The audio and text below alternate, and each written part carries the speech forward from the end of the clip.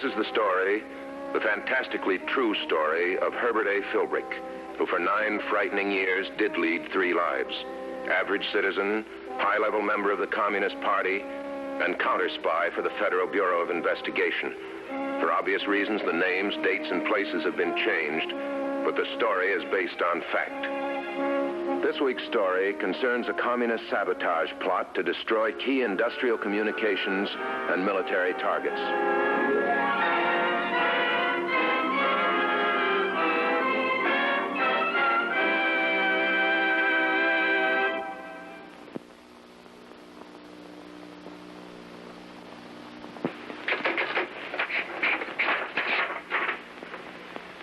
It is evident that I'm to be given a new assignment. What this assignment will be is, of course, unknown to me at this time. If it's routine, I'll include it in tomorrow's report. If it's important, I'll contact you at once. My present orders merely call for me to report to a residence at 510 Meakin Street.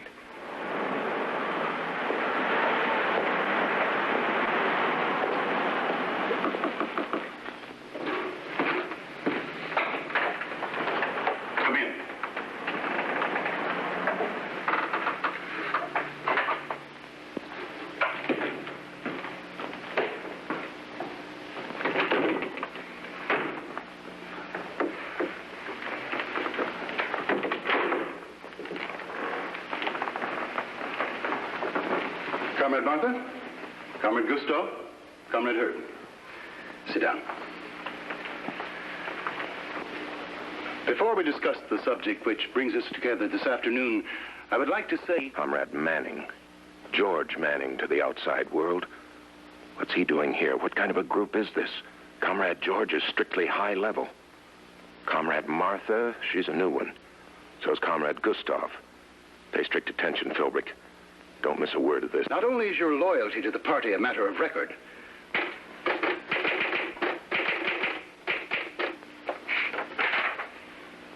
to be added to the earlier report. The meeting specified I met 3 comrades of evident importance and prestige. George Manning, whom I'm sure you know. Comrade Martha, a young and very attractive brunette. And Comrade Gustav, slightly Teutonic. Looks like the strong-arm type. We were advised our mission is to be important, but we're not given any details. Perhaps the most important item is that we're getting all of our information through contacts, and we ought to be trailed at all times. FBI Special Agent Henderson talking.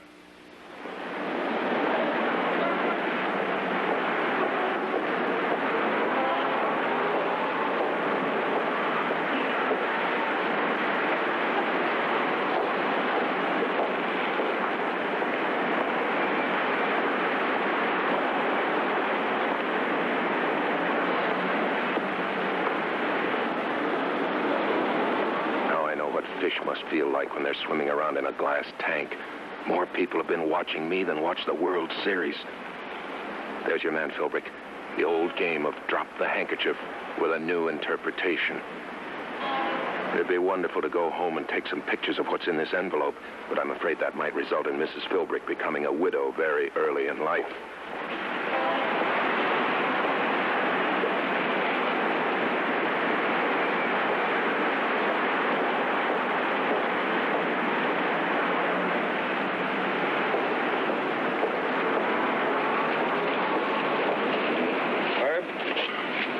While we talk for a minute. Henderson. I should have known. You'll be safe here for about 30 seconds.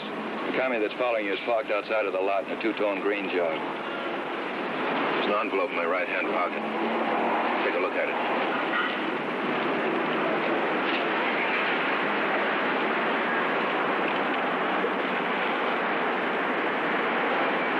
You drew a blank, Herb.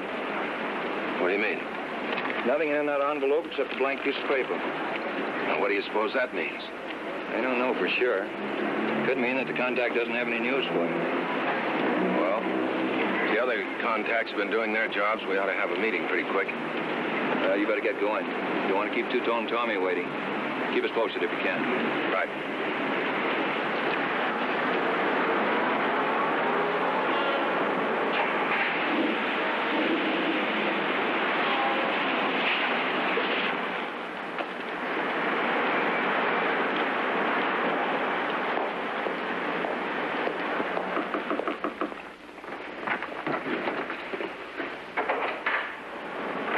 very near future meant exactly that, didn't it, Philbrick? Now, here's the meeting that may tell the story of the blank paper.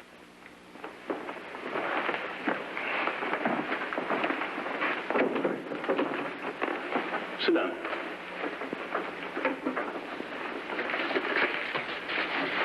You have all been in contact with the messenger, have you not? I have. So have I. Mm-hmm. I also received a package which may throw a little light on the subject. Comrade Gustav, open the envelope delivered by your contact.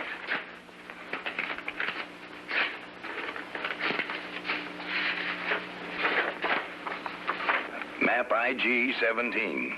Map I.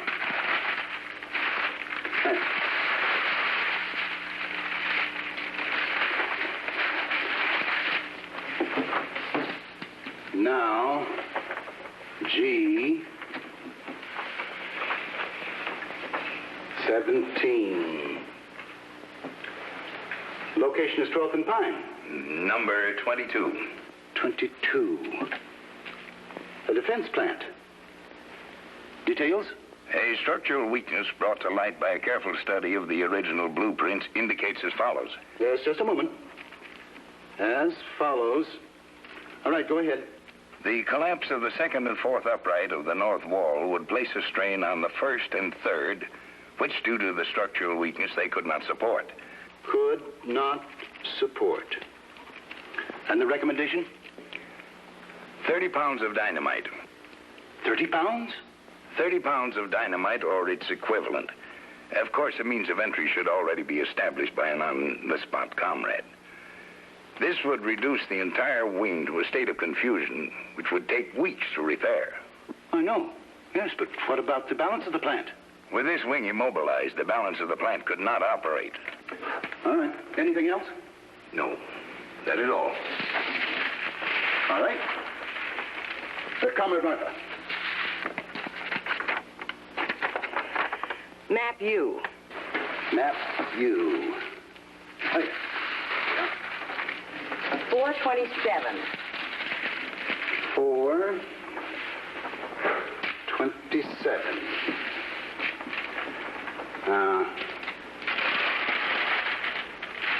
Location seems to be open country.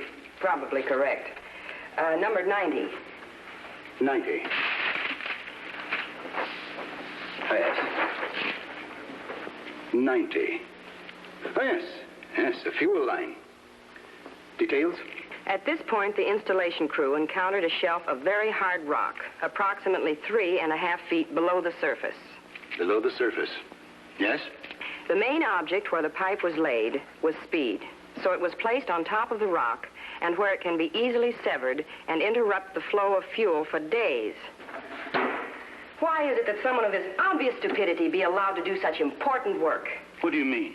Well, he states that to sever the pipeline would interrupt the flow of fuel for days, when any child knows that all utilities, gas, electricity, water, telephone, would find a break in their lines like that.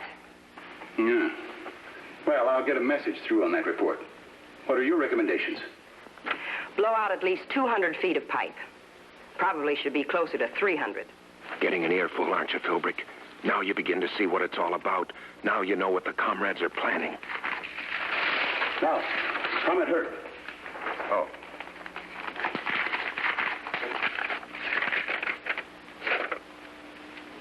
There must be some mistake, comrade. This is nothing but a blank sheet of paper. Don't be alarmed, comrade. Sometimes a blank piece of paper can mean a great deal. I wonder what it means in this case. Let's assume that it means nothing, and therefore is no basis for worry. Any other business? Comrade Herb, any suggestions? None that I can think of. Oh, come. Don't be afraid to express your ideas.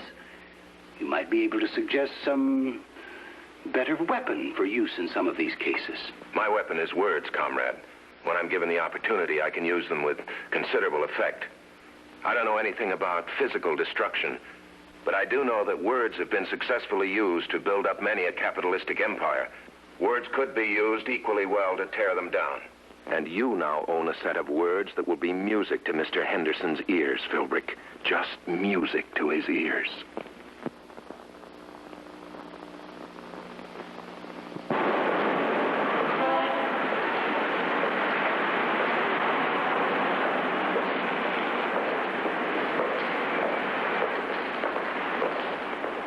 Philbrick, you better give out with a little hope that Henderson knows what he's doing. With Two-Tone Tommy on your trail, this could be dangerous.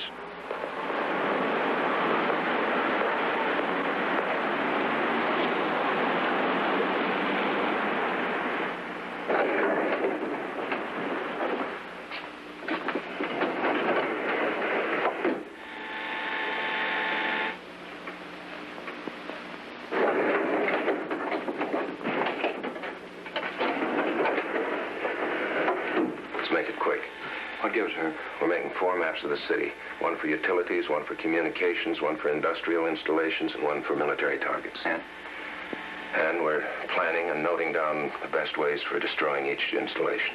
Sounds interesting. Yeah. How long have they been working on it? Probably a long time. They tried to give me the impression it's a newly formed group, but it isn't. It certainly isn't. We checked on Comrade Martha, and she doesn't stack up very well. I don't know. In one way, she stacks up pretty well. Huh? She's real pretty. And just as vicious as she is pretty. She used to work for the telephone company and is an expert in communications. What about Comrade Gustav? He's a brilliant man. Former engineer, an expert in demolition in the Army. Now, to get back to that blank piece of paper, nobody was in the least surprised when I took it out of the envelope. I think that means you're going to be the courier. Taking it back down to 2. Yeah. Me, the courier, huh? Yeah, that'd figure. Highly respected young advertising executive. Who'd ever expect him to be carrying communist plans around to blow everything up? Yeah, all we got to figure is how we can get our hands on those plans as soon as they're completed. As without the communists knowing that we've seen them. Naturally. Those plans in our hands, the weak places that they've found, can be strengthened. The points of attack can be defended, if and when they start their fancy work. And when do you think they'll start? I don't know. It could be tomorrow, next week, or next year. We've always got to keep one jump ahead of them. What's our next jump? I don't know. Keep in touch, Herb. Oh, here's your alibi. Up on the 6th floor, you talked to Mr. Harris. This is new advertising campaign. Looks like you got yourself a new client, Herb. A new client? That I could use.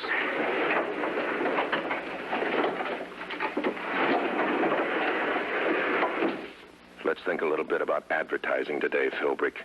In between the communists and the FBI, you have to make a living. And Philbrick speaking. Mr. Philbrick? Yes?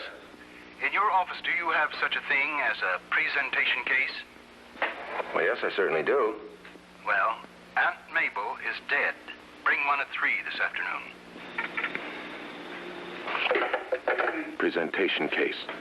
Something to carry the maps in. Henderson is right. I am to be the courier.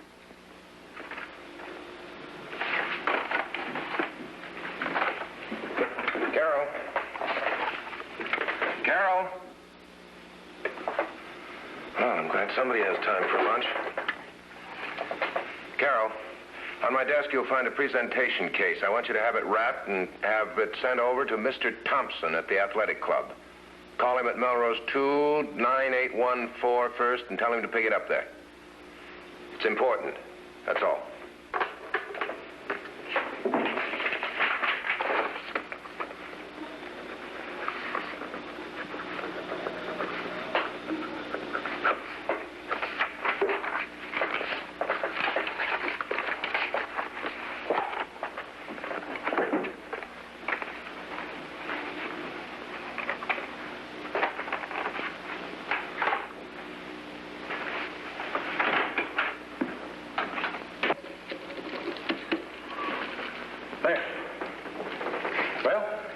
Accounts for all known sources of water supplies, power lines, conduits, and cables.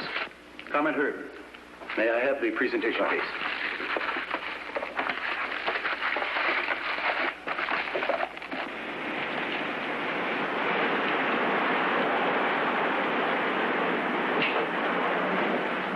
Oh, so you got the case. Good. Keep your eye on the house.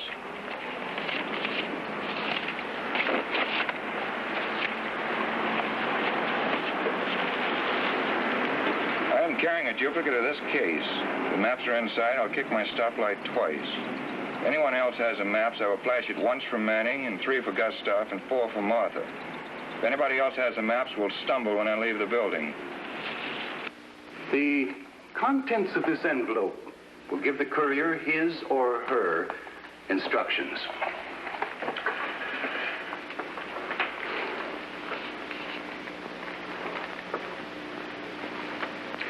Comrade Herb will carry the maps. Your instructions are contained in that envelope. I don't have to warn you of the vital importance of the safe delivery of this package to its destination. Oh, no, comrade. No, I'm aware of the importance. This package represents many months of intensive work. Work carried on by hundreds of our comrades. As you value your life, comrade, see that nothing happens to that package. Right. Well, I see the instructions are not to be opened till I get in the car. Yeah. Goodbye.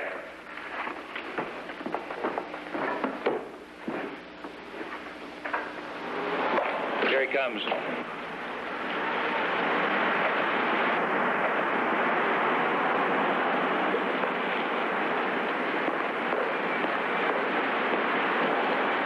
He's got the case.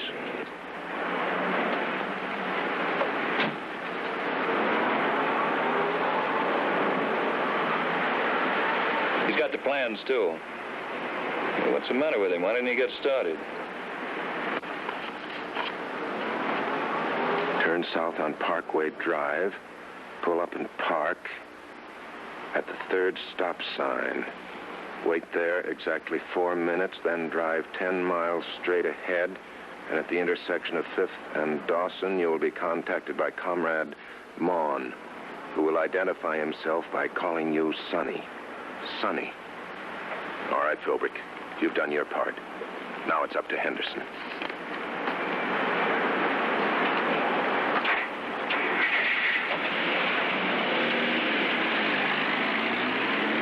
Goes.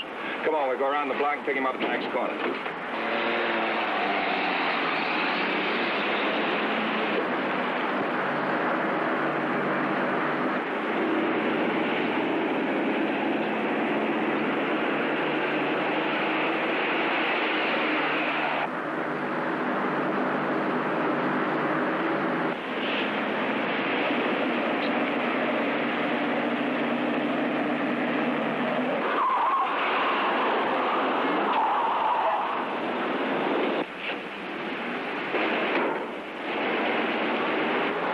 What's the matter with you, Bob? Don't you know how to drive a car? Look, I'm sorry, mister.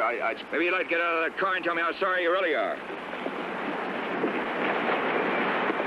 You've got 4 minutes and 10 miles straight ahead to get that back to me, or I'm really sunk. Don't worry, the camera's set up in the truck. We'll make it. And next time, watch where you're going, Bob. Yeah, okay.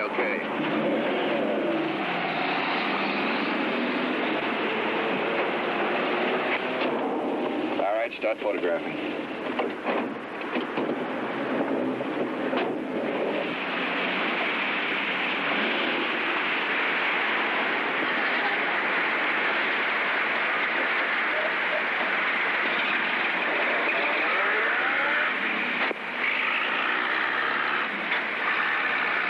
Better work fast, Henderson, old boy.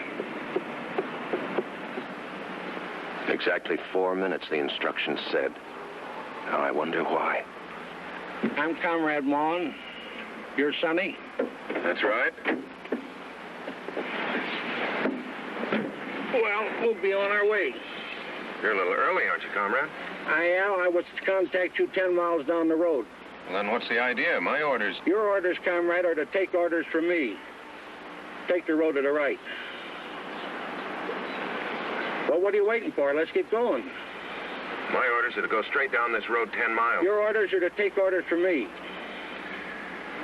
Very well, comrade.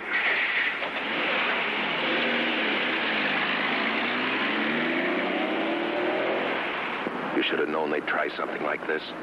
And the truck driving in the opposite direction, getting farther away every minute. You with a case stuffed with paper. What's going to happen when they open the case, Philbrick? Your time's about up. Only 1 more mile to go. Think of something. It's time you need. Time. If you can find some way to gain time. Engine trouble. Gas. Not a chance.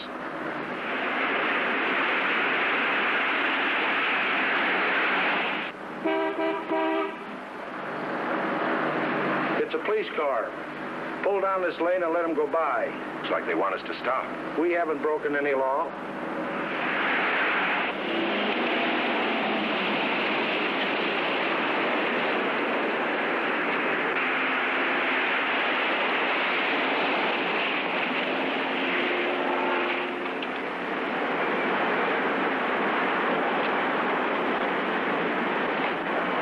please. We were driving slowly and on the right side of the road. What's wrong? There was a holdup in town about an hour ago. This car and you two men answer the description of the getaway car. I'm sure you won't mind if we check. There was a large amount of negotiable bonds stolen. I should say just about enough to fit comfortably in that case. What's in that case? Just some papers, some private papers. Shall we open it and look? Then if what you say is true, you can be on your way. Now's your chance, Philbrick. Tell the policeman the truth. They'll arrest this man and give you protection. Tell them. Well, the fact of the matter is, officer, the contents of that case are no concern of yours. We're not criminals and we're not hold-up men. We're not required to open that case at your request. We're citizens of the United States.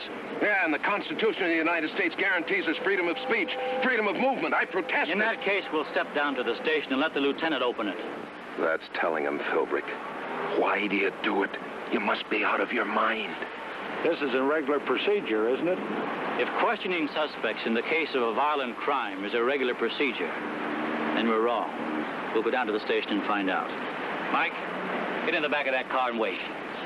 This is not the delay you were looking for. As soon as they open the case, the comrade will see the plans are not there.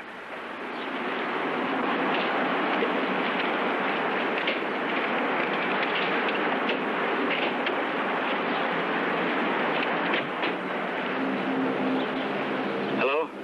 This is Jameson. We picked up a couple of men that could have been mixed up in that holdup. What's that? You got the hold-up car and the men? Well, I'll be darned. Never mind. Goodbye.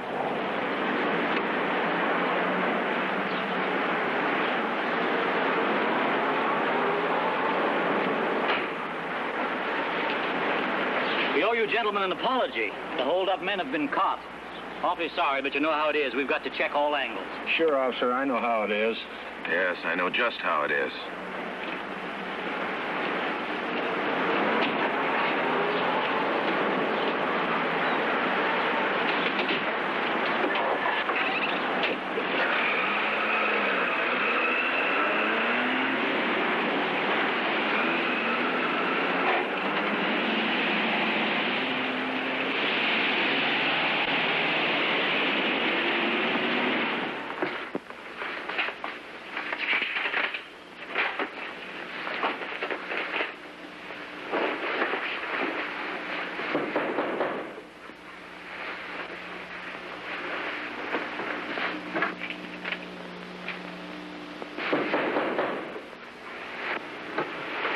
Come in.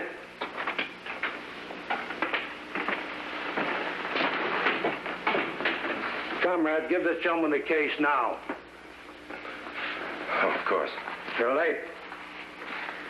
You've almost made me miss my plane. What happened? Well, we ran into a couple of policemen. They thought we were criminals. You know the party doesn't accept any alibis or excuses. I'm sorry. Wouldn't you save time if you checked that on the way to the airport? Perhaps. But we'll check it now.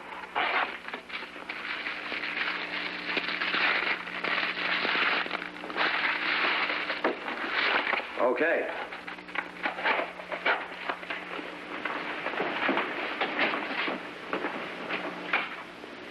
How do you do it, Henderson? How do you keep on doing it?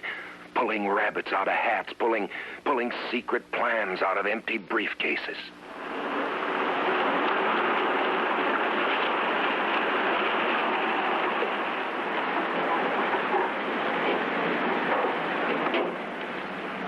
How'd it go? Fine, just fine. No trouble? Not a bit. We did just as you asked us to. I switched the case when I went back to the car to call in. What'll I do with this? I'll take it. Keep it for a friend of mine. Someday he may want to show it to his grandchildren. Thanks, officer. Take it easy.